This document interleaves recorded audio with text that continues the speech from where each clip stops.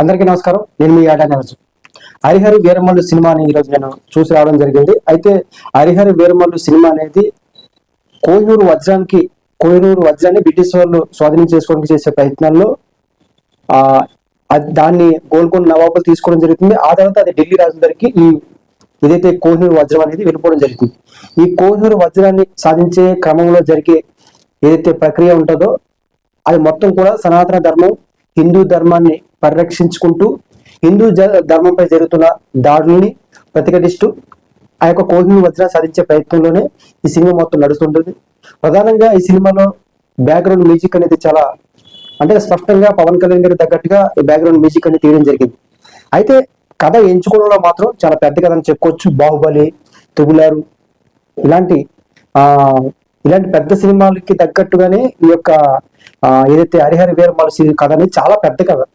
అయితే ఈ కథకి అంటే కొన్ని పాత్రలు కేవలం పవన్ కళ్యాణ్ గారి పాత్రలే కాకుండా ఇంకొన్ని పాత్రలు బలమైన పాత్రలు ఏర్పాటు చేసినట్లయితే మాత్రం క్యారెక్టర్లు ఏర్పాటు చేసి ఉంటే ఇంకా దానికి బాగా బలం చేకూరే అవకాశం ఉంటుంది. కానీ చివరిలో అంటే ఈ ఒక మాటలో చెప్పాలంటే ఫస్ట్ ఆఫ్ ఆల్ అంతా కూడా నార్మల్ గా నడుస్తుంది. అంటే ఈ సినిమాలో మొదట ఇంట్రడక్షన్ అంటే ఏ అంశాల మీద అంటే సాధారణంగా మనకి రాజమౌళి గారు తీసే సినిమాల్లోని ఫస్ట్ ఎక్స్ప్లెయిన్ చేస్తారు. అంటే క్యారెక్టర్ని ఎక్స్ప్లెయిన్ చేయడం, తర్వాత ఎవరి పాత్రలు ఏంటి, దాని యొక్క సినిమా యొక్క ఉద్దేశం ఏంటి అనేది ఒక 1 minute 2 minutes ఎక్స్ప్లెయిన్ చేస్తారు. అలా ఎక్స్ప్లెయిన్ చేయకపోవడం వల్ల స్టార్టింగ్ ఫస్ట్ హాఫ్ అంతా కూడా కొంత బోరింగ్ ఉంటుంది. కానీ సినిమా సెకండ్ హాఫ్ మొత్తం కూడా అంటే ఒక 40 minutes 30 minutes చాలా అంటే హిందూ ధర్మం మీద జరిగే దాడులు, హిందూ ధర్మం మీద అప్పటి ఎవరైతే మనకి ఏదైతే ఈ యొక్క కోహినూరు వజ్రం సాధించుకునే ప్రయత్నంలో ఢిల్లీ సంబంధించిన ముస్లిం రాజులు వ్యవహరించే విధానాలు కావచ్చు, లేకపోతే గోల్కొండ రాజులు వ్యవహరించే విధానాలు కావచ్చు, వీటన్నిటిని కూడా ఈ సినిమాలో చాలా బలంగా చూపించారు.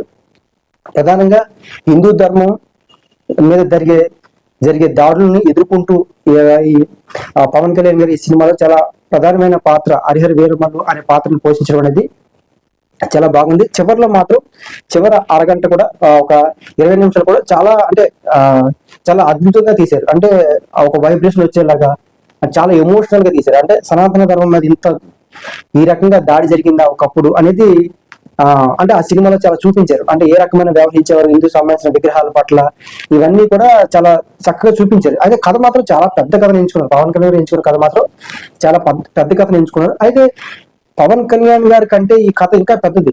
అంటే అంటే పవన్ కళ్యాణ్ గారిని ఈ కథ డామినేట్ చేసింది.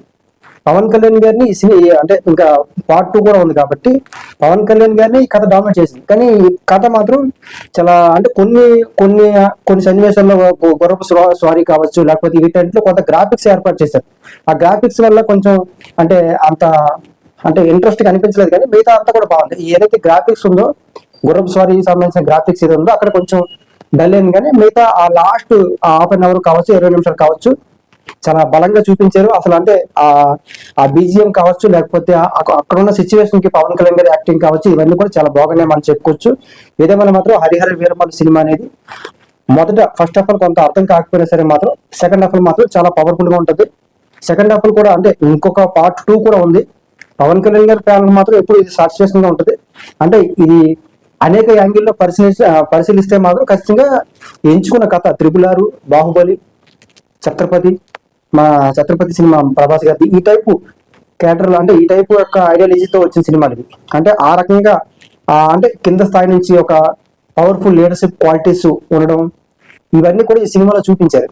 అయితే ఈ క్యారెక్టర్స్ అంటే మిగతా క్యారెక్టర్ కూడా బలంగా చేర్చి ఉండుంటే కేవలం పవన్ కళ్యాణ్ గారి పాత్రలే కాకుండా ఇంకొక 4-5 క్యారెక్టర్లు కూడా బలంగా చేసి ఉంటే మాత్రం ఇంకా గట్టిగా ఉండేది. అంటే సినిమా ఇంకా బలం చేకూరేది.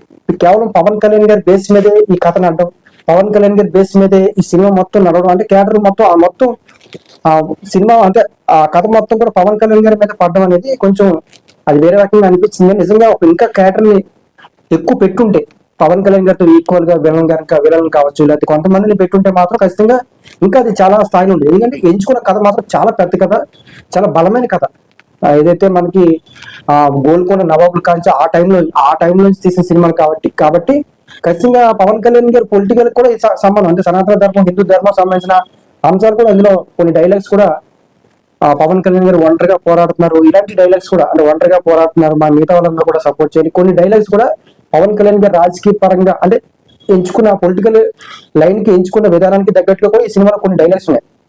కొన్ని వాటిల్లో కేవలం పవన్ కళ్యాణ్ గారి యాక్టింగ్ అంటే డైలాగ్ చెప్పాల్సిన సమయంలో కూడా కేవలం యాక్టింగ్ తో కూడా పవన్ కళ్యాణ్ గారు డైలాగ్ చెప్పారో మనం చెప్పుకోవచ్చు. పవన్ కళ్యాణ్ యాక్టింగ్ మాత్రం బాగానే ఉంది. కొన్ని విషయాలు గ్రాఫిక్స్ సంబంధించిన విషయాలు ఏవైతే ఉన్నాయో ఆ గ్రాఫిక్స్ వల్ల కొంచెం సినిమా స్టార్టింగ్ అంటే ఫస్ట్ హాఫ్ కొంచెం యావరేజ్ గా అనిపించినా సరే మాత్రం సెకండ్ హాఫ్ మాత్రం చాలా బాగుంటది. పార్ట్ 2 ఏ రకంగా ఉంటుందో మనకు తెలియదు. కేవలం అంటే పవన్ కళ్యాణ్ గారి అభిమానులు లేకపోతే చాలా మంది హరిహర వీరమల్ సినిమా ఎలా ఉంది అని చెప్పి కొంతమంది అంటే రకరకాలుగా చెప్తారు. కాబట్టి ఖచ్చితంగా ఆ సినిమా అనేది మాత్రం ఖచ్చితంగా చూడాల్సిందే. ఎందుకంటే ఇది చారిత్రకమైన సినిమా అంటే ఒక చరిత్రని ఆధారంగా చేసుకొని గతంలో జరిగిన కొన్ని సంఘటనలు ఆధారంగా చేసుకొని తీసిన సినిమా కాబట్టి పాత్రల్ని అంటే ఏదైతే క్యారెక్టర్ని రైటర్ గారు రచిస్తారో దాన్ని కొంచెం జాగ్రత్తగా రచించాల్సిన అవసరం ఉంటుంది. కాబట్టి అందుకే ఎక్కువగా పెట్టలేదేమో అనుకోవచ్చు, లేదంటే డిస్టర్బెన్స్ అవుతుందని చెప్పి పెట్టలేదో మనకు తెలియదు. కానీ ఖచ్చితంగా సినిమా అనేది ఫస్ట్ హాఫ్ కొంచెం యావరేజ్ గా మాత్రం సెకండ్ హాఫ్ మాత్రం చాలా బాగుంది. BGM background music, Pavan Kalyan గారి యాక్టింగ్, కొన్ని ఫైట్స్ అయితే మాత్రం చాలా బాగుంటాయి. అంటే సెకండ్ హాఫ్ లో మాత్రం ఫైట్స్ పవన్ కళ్యాణ్ గారికి అంటే తగ్గట్టుగా అంటే ఆయన బాడీ లాంగ్వేజ్ కి ఆయన సంబంధించిన సినిమాకి కరెక్ట్ గా మ్యాచ్బుల్ అయ్యేలా 2-3 ఫైట్స్ మాత్రం చాలా బాగుంటాయి.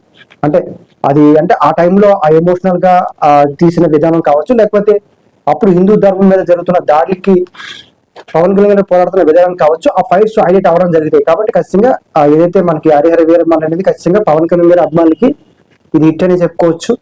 పవన్ కళ్యాణ్ గారి అభిమానులకి హిట్ అనే చెప్పుకోవచ్చు. అదేవిధంగా ఒక చరిత్రని ఇప్పుడున్న టైంలో గతంలో జరిగిన సంఘటన చరిత్ర ఆధారంగా ఇప్పుడున్న పవన్ కళ్యాణ్ గారు లాంటి వ్యక్తులు ఈ సినిమా తీయడం, దాన్ని ఇప్పుడున్న సమాజానికి ఎక్స్ప్లెయిన్ చేయడం అనేది చాలా టఫ్. ఒక డైరెక్టర్ గా మాత్రం చాలా టఫ్. ఎందుకంటే 2.5 hours లోనే అంత దరిద్ర సిచ్యువేషన్ మొత్తం ఎక్స్ప్లెయిన్ చేయాలంటే కొంచెం టఫ్. కాబట్టి కొన్నిటిని కూర్చుకుంటూ ఈ యొక్క మూవీ తీసుకెళ్ళారని మనం చెప్పుకోవచ్చు. కాబట్టి ఏదేమైనా మాత్రం హరిహర వీరమల్ సినిమా అనేది బాగానే ఉంది, పర్లేదు, ఒకసారి చూడొచ్చు. అదేవిధంగా పవన్ కళ్యాణ్ గారి ఫ్యాన్స్ మాత్రం ఖచ్చితంగా ఇంకా పండుగ అని చెప్పుకోవచ్చు. ఎందుకంటే పవన్ కళ్యాణ్ గారి ఫ్యాన్స్ నార్మల్ గా తీసిన పవన్ కళ్యాణ్ గారి యాక్టింగ్ అనేది చాలా ఇష్టంగా చూస్తారు. కాబట్టి వాళ్ళకి ఇంకా ఎక్కువ అనిపించవచ్చు. కానీ సాధారణంగా మనం చూసే యాంగిల్ వేరే, అందరి సినిమాలు ఒకే రకంగా చూస్తాం. కాబట్టి ఖచ్చితంగా అంటే ఒక చరిత్రని తెలుసుకోవడం, సనాతన ధర్మం ఏదైతే హిందూ ధర్మం మీద జరిగిన అప్పుడు జరుగుతున్న దాడులు, దాన్ని ఏ రకంగా ప్రతిఘటించారు అప్పట్లో ఉన్న వాళ్ళు, ఇవన్నీ కూడా చూపించారు. కాబట్టి ఖచ్చితంగా ఒకసారి ఏదైతే మనకి హరిహర వీరమల్ అనేది ప్రతి ఒక్క యువకులు ఒకసారి చూస్తే చాలా విషయాలు తెలుసు.